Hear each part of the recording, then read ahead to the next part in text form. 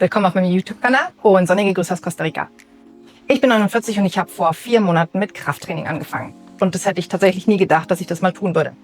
Und in diesem Video geht es darum, warum ich mit Krafttraining angefangen habe und wie es mir so gefällt. Und wie es mir so ergangen ist, die letzten 4 Monate. Also, ich bin 49 und ich bin eben in dieser Phase der Perimenopause oder Wechseljahre. Und ich möchte möglichst ohne Hormone und mit möglichst wenigen Symptomen durch diese Phase der Wechseljahre kommen. Weil die Wechseljahre können ja schon einige Symptome mit sich bringen, so wie Nachtschweiß und Hitzewallungen oder dass man eben zunimmt, Gelenkschmerzen und aber auch eben Auswirkungen auf später haben. Also dass die Knochendichte eben abnimmt und das Osteoporose-Risiko steigt oder dass man eben Insulinresistenz entwickelt und dadurch das Diabetesrisiko steigt. Und das möchte ich eigentlich verhindern. Und deswegen beschäftige ich mich mit dem Thema. Da bin ich vor ein paar Monaten oder auch schon vor über einem Jahr, ich weiß es nicht mehr genau, über Dr. Stacy Sims gestolpert. Das ist eine Ernährungs- und Sportwissenschaftlerin, die sich auf uns Frauen spezialisiert hat. Und speziell auf uns Frauen, so in den Wechseljahren und der Perimenopause. Das zweite Buch von ihr, das nennt sich Next Level und es geht eben explizit um uns Frauen eben in den Wechseljahren und wie wir trainieren und uns auch ernähren sollten. Die legt extrem viel Wert auf Krafttraining. Warum? Weil halt das Östrogen nimmt halt ab in den Wechseljahren und es ist unser anabolisches Hormon, das heißt, das hilft uns beim Muskelaufbau. Ja, und wenn das Östrogen halt weniger wird, dann wird das schwieriger mit dem Muskelaufbau. Das heißt, wenn ich dem nichts entgegensetze, dann baue ich eher Muskeln ab. Und leider sind auch noch so ein paar Themen, die Wechseljahre betreffen, die helfen dann eher beim Fettaufbau. Also die Muskeln bauen sich ab, Fett baut sich auf. Ist natürlich sowieso so schon mal nicht so schön. Plus es hat natürlich auch gesundheitliche Auswirkungen. Und da habe ich eben entschieden, okay, ich probiere es jetzt eben mal mit Krafttraining, um eben dem was entgegenzusetzen, um Muskeln aufzubauen, um eben fitter zu werden. Das dauerte allerdings so eine Weile. Also ich hatte mir das schon vorgenommen, aber irgendwie fiel es mir echt schwierig, mich zu überwinden, ins Fitnessstudio wieder zu gehen. Dann war ich schon mal eben vor Monaten mal mit meinem Sohn, mein 18-jähriger Sohn, der geht ganz fleißig ins Fitnessstudio, dann bin ich mit dem mitgegangen. Und habe da mal so ein bisschen ausprobiert. Der hat mir auch so ein bisschen gesagt, was ich machen soll. Aber irgendwie hat es mich nicht so richtig gepackt. Weil das Thema ist halt einfach, er hat mir dann immer irgendwie so Einzelübungen gesagt, die habe ich dann gemacht. Plus der trainiert auf maximale Kraft, das heißt mit sehr schweren Gewichten. Und das hat einfach nicht funktioniert. Also wenn man einfach noch nie Krafttraining gemacht hat, dann einfach gleich so mit so super schweren Gewichten anzufangen, ist jetzt nicht nur nicht ganz sinnvoll, sondern ist vielleicht auch noch gefährlich. Da war ich irgendwie 3-mal mit und dann habe ich es wieder gelassen. Und dann habe ich wieder monatelang drüber geredet und drüber nachgedacht, dass ich das endlich anfangen will. Habe es aber nicht getan. Bis uns mein Mann aufgerafft hat und gesagt hat, komm, wir probieren das jetzt mal aus. Wir gehen jetzt tatsächlich mal wieder ins Fitnessstudio. Muss dazu sagen, ich habe meinen Mann vor über 25 Jahren im Fitnessstudio kennengelernt. Hätte dann eben gedacht, dass meine Fitnessstudio-Zeit vorüber ist. Aber man sollte niemals nie sagen, jetzt bin ich wieder im Fitnessstudio. Ja, der hat uns dann eben aufgerafft. Und dann waren wir das erste Mal da eben in dem Fitnessstudio und ich stand so da und dachte mir so, was soll ich denn jetzt hier tun? Also so hier mal irgendwas ausprobiert und da mal, aber irgendwie so sehr planlos. Zum Glück hatte ich allerdings vorher mich ja schon mit dem Thema beschäftigt und da war ich über Hailey Happens gestoßen. Das ist Hailey Babcock, die hat eine Fitness-App und hat mit Dr. Stacy Sims zusammen ein Programm entworfen, eben speziell für uns Frauen in den Wechseljahren. Das ist genau darauf abgestimmt. Und da hatte ich mir zumindest die App schon runtergeladen und habe mir dann so ein paar Probe-Workouts runtergeladen. Und das hat mir extrem geholfen, weil dann bin ich nicht so planlos durch dieses Fitnessstudio gelaufen. Kam mir auch total doof vor, sondern dann hat es mir gesagt, so, jetzt machst du dies und machst du jenes und das hat extrem geholfen.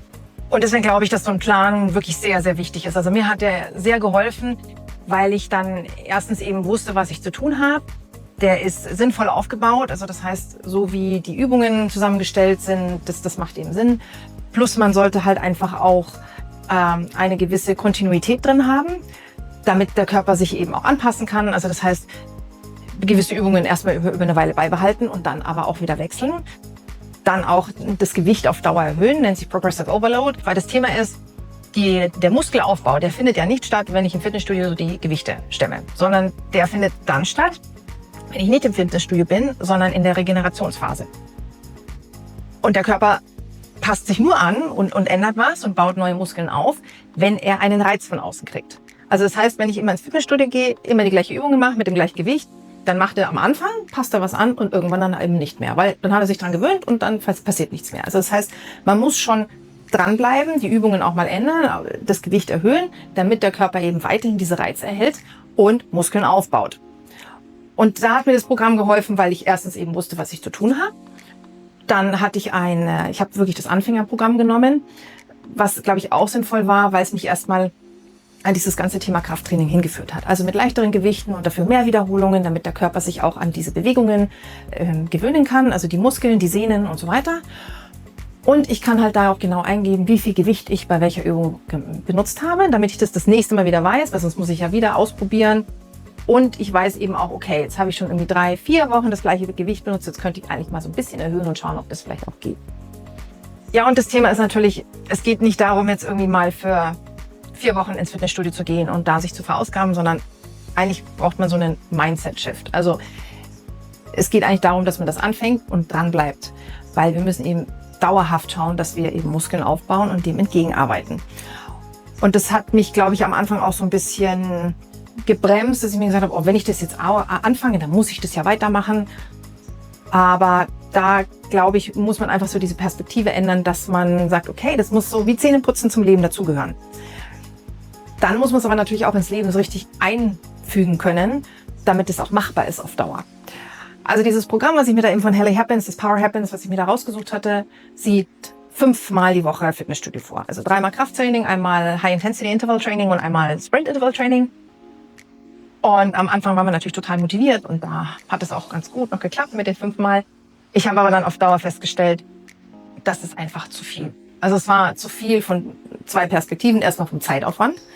Wir müssen in die Stadt runterfahren, ins Fitnessstudio, dann trainierst du. Also es kostet alles Zeit. Und außerdem gehe ich halt vormittags oder morgens schon immer mit den Hunden jeden zweiten Tag und dann mache ich noch Yoga und dann war das einfach in Summe ein bisschen zu viel. Und ich habe dann aber auch gemerkt, dass mir die Regenerationsphasen fehlen, weil wie gesagt, der Muskelaufbau und die Anpassung des Körpers passiert eben zwischen dem Training. Und mir war dann einfach 5-mal tatsächlich zu viel. Und ich habe mich jetzt so auf 4-mal eingependelt. Das passt vom Zeitaufwand ganz gut und das passt aber auch so von den Regenerationsphasen ganz gut. Weil das Thema ist halt auch, wenn wir den Körper diesen Reiz geben, eben vom Sport, das stresst den Körper natürlich auch. Es ist natürlich ein positiver Stress, aber es stresst den Körper. Und wenn der Körper eben dann nicht genug regenerieren kann, um eben die Stresshormone, also zum Beispiel das Cortisol, wieder abzubauen, dann bleibt dieser Stress eben erhalten. Das heißt, wir bleiben in diesem Fight-or-Flight-Mode und der Körper kann sich auch nicht so richtig regenerieren, weil die Verdauung wird runtergeschalten, das Immunsystem, und dann kommt es gar nicht zu dieser Anpassungsphase, weil der Körper gar nicht in dieser Regenerationsphase oder in diesem Regenerationsmodus ist. Ja, und was einem halt auch klar sein muss, ist, dass man Erfolge, also so vom Aussehen her, jetzt nicht von heute auf morgen sieht. Also wir Frauen, die bauen da schon irgendwie, also Muskeln schwieriger auf, aber das ist natürlich in unseren 20ern und auch 30ern ist das noch wesentlich einfacher. Aber wenn eben so diese Änderung der Hormone anfängt, dann wird es halt noch mal schwieriger, eben die Muskeln aufzubauen und dass man wirklich äußerlich Erfolge sieht. Und da muss man dann erstens sich darüber klar sein, dass es eben nicht von heute auf morgen geht, sondern dass es wirklich schon einige Monate dauern kann, bis man tatsächlich Erfolge sieht und Unterschiede. Und sich eher auf das fokussieren, was man eben direkt merken kann. Und mir ist halt bei mir tatsächlich aufgefallen, dass ich viel mehr Energie habe, seit ich wieder trainiere, also auch das Krafttraining mache. Ich habe untertags viel mehr Energie. Ich schlafe dann auch besser, weil ich halt einfach körperlich was getan habe. Und das hat meiner Laune und meiner Stimmung extrem viel gebracht. Weil das Thema ist ja, Muskeln schütten auch so Botenstoffe auf, die Myokine, und die kommunizieren direkt mit dem Gehirn. Und dann wird eben Serotonin und Dopamin ausgeschüttet. Und das sind ja unsere Glückshormone. Heißt, die Bewegungen, die Muskeln helfen uns sogar, dass wir uns besser fühlen und dass wir vom Kopf her besser drauf sind. Und das ist mir definitiv bei mir stark aufgefallen, dass das wirklich was geändert hat. Aber wie gesagt, dann eben eher so auf diese Themen sich zu fokussieren und nicht so sehr aufs Aussehen, weil das dauert halt einfach länger. Und ich glaube, da ist es dann auch wichtig, die Waage weiß ich nicht, ob die so viel bringt, weil wenn ich Muskeln aufbaue, die sind tendenziell schwerer als Fett. Das heißt, es kann sein, dass ich sogar erstmal zunehme oder generell zunehme, wenn ich eben Muskeln aufbaue. Aber ich glaube, dass es wichtig ist, dass man vielleicht die Maße nimmt, so um Bauch rum und so weiter und so fort, um zu sehen, was sich da tut. Weil, wie gesagt, wenn ich Muskeln aufbaue und dann tendenziell Fett abbaue, dann wiege ich vielleicht mehr, aber dafür wird alles straffer und damit wird der Umfang geringer. Und möglichst Bilder zu machen. Also ich habe mir vorgenommen, dass ich jetzt einmal im Monat wirklich Bilder mache, um dann eben auch mal nach 6 Monaten schauen zu können, okay, so sah es im November aus und so sieht es eben im Mai aus. Und was hat sich denn da getan? Und das habe ich tatsächlich schon festgestellt, dass sich da wirklich was getan hat, dass es straffer wieder geworden ist. Das ist natürlich schon, finde ich, ein Erfolg, muss ich sagen. Ich habe zumindest bei mir jetzt schon festgestellt, nach 4 Monaten, ich habe viel mehr Kraft, als ich vorher hatte. Also wir mussten war die Gasflasche leer und mein Sohn und ich waren unterwegs und der ist aber dann mit einem Freund im Fitnessstudio geblieben, was ich dann eigentlich auch vergessen hatte, dass wir dieses Gas ja noch tauschen müssen. Und die leere Gasflasche aus dem Auto rauszuholen, ist jetzt nicht so das Problem, die ist ja leicht, aber die schwere neue Gasflasche reinzukriegen, ist nicht so einfach. Und da habe ich total gemerkt, wie viel einfacher es mir fällt. Also das hätte ich vor einem halben Jahr, glaube ich, wirklich selber noch nicht geschafft. Und das war dann echt problemlos. Und das ist natürlich schon motivierend, wenn man einfach so im Tagtäglichen feststellt, wie viel mehr Kraft man dann doch hat. Was auch wirklich wichtig ist, besonders glaube ich auch in unserer Lebensphase, ist, dass man mit realistischen Erwartungen rangeht und dass man auf seinen Körper hört.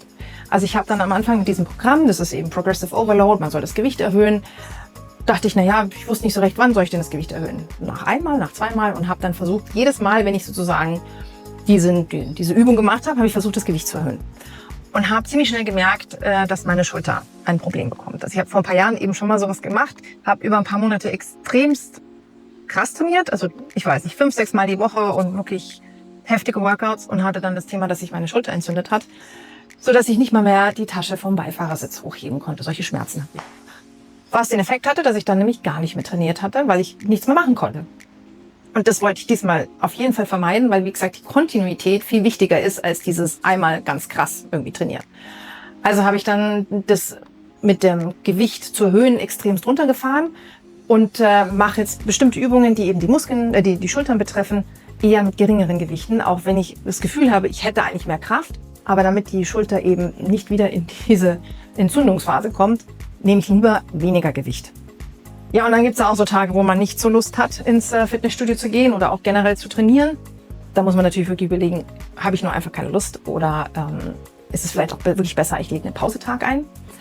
Wenn ich dann aber doch gehe, weil mein Sohn unbedingt will oder mein Mann unbedingt will oder ich mich tatsächlich aufgerafft habe, dann nehme ich auch mal einfach weniger Gewicht. Also dann ist es mir wichtiger, dass ich dann wenigstens das Training mache, dass ich aber auch noch Spaß an dem Training habe. Dann quäle ich mich nicht so total durch. Weil wenn ich gut drauf bin, dann macht mir das auch Spaß, dass ich das Gewicht erhöhe. Aber wenn ich nicht so gut drauf bin, dann ist es einfach besser für mich. Ich reduziere das Gewicht, dass es mich nicht so quält, weil sonst habe ich nämlich irgendwie gar keine Lust mehr zu gehen. Und was eben auch in diesen Phasen, wenn man eben nicht so Lust hat, extrem hilft, ist, wenn man halt irgendwen hat, der einen auch motiviert. Also bei mir eben mein Mann, der mitkommt oder ich gehen muss, weil mein Sohn unbedingt gehen will. Oder wenn man sich halt irgendwie mit einer Freundin oder einem Freund im Fitnessstudio trifft oder auch da teilweise vielleicht auch sogar Leute kennenlernt, die man dann regelmäßig sieht. Und das kann einen natürlich auch extrem motivieren, dann wieder hinzugehen. Ja, das ist jetzt mein Fazit von diesem Krafttraining, das ich eben vor 4 Monaten angefangen habe. Also ich bin wirklich froh, dass ich es angefangen habe. Ich merke jetzt schon, dass eben, wie gesagt, der Körper wieder straffer wird. Ich merke jetzt schon, dass ich wirklich mehr Kraft habe. Also ich kann es jetzt aus meiner Sicht echt nur empfehlen. Natürlich muss es nicht unbedingt Krafttraining im Fitnessstudio sein, aber dieses in irgendeiner Form eine Sportart zu finden, die gezielt Muskeln aufbaut, ob es jetzt eben nur Krafttraining ist oder zum Beispiel auch Calisthenics, was ja mit dem eigenen Körpergewicht arbeitet, ist, glaube ich, nicht so relevant, aber dieses Muskelaufbau oder dem Muskelabbau entgegenzuarbeiten, ist, glaube ich, wirklich wichtig für uns Frauen und besonders eben in diesen Wechseljahren. Jetzt noch mal kurz die wichtigsten Punkte aus meiner Sicht zum Anfangen. Erstens ein Programm. Was für ein Programm ist eigentlich egal, ob das jetzt nur ein YouTube-Kanal ist, dem man folgt, ob das ein Personal Trainer ist, den man sich am Anfang nimmt oder eben eine App, wie ich es gemacht habe mit Helly Happens, ist eigentlich egal, aber irgendeine Form von Programm sollte man aus meiner Sicht schon haben. Dann unbedingt auf den Körper hören. Also weder unterfordern noch überfordern. Besonders am Anfang, dass man es nicht übertreibt, damit man eben dabei bleibt, weil die Kontinuität ja das Wichtige ist. Und Spaß muss es machen, weil es hilft alles nichts. Wenn es keinen Spaß macht, dann bleibt man nicht dabei. Noch ein Hinweis, dieses Video dient rein der Information und stellt keine medizinische Beratung, Behandlung oder Diagnose dar. Dazu bitte zu einem Arzt oder einer Ärztin gehen. Und die Umsetzung aller von mir vorgestellten Tipps erfolgt auf eigene Verantwortung.